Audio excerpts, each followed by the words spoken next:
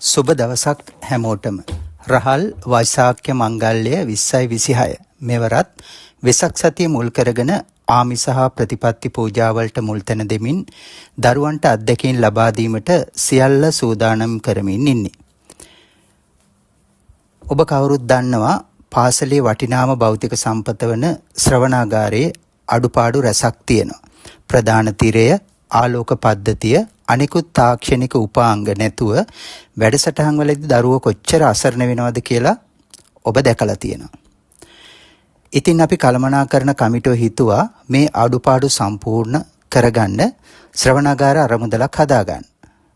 පළවෙනි වැඩසටහන තමයි මැයි මාසේ 27 වෙසක් සතිය මුල් කරගෙන මහා සල්පිල් භාණ්ඩ වෙන්දේසිය.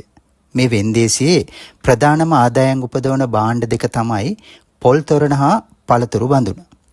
ඊට අමතරව පන්ති වශයෙන් වෙන් කරලා දීලා තියෙන සල්පිල් භාණ්ඩ. ඉතින් දයාබර ඔබෙන් ඉල්ලා සිටින්නේ හැම දරුවක් අතේම පොල් තොරණට ලෙල්ල සහිත පොල් ගෙඩියක් හෙට එවන්න.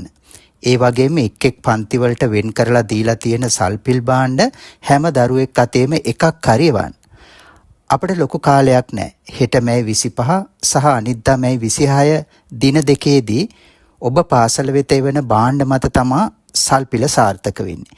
ඒ වගේම 27 වෙනිදා දරුවෝ එක්ක ඔබ සියලු දෙනා සහභාගී වෙන්න ඕනේ. එහෙම වුණොත් ඒකත් සාර්ථකභාවයට අවශ්‍යම කාරණයක්. ශ්‍රවණාගාරයේ අඩුපාඩු සකස් කරගත්තොත් මුළු ප්‍රදේශයටම සේවය දෙන්න පුළුවන් හොඳ ආයෝජනයක්. දරුවන් වෙනුවෙන් ඒ ගැන හිතන්න. ස්තුතියි. මම බණ්ඩාර හේරත් විදුහල්පති.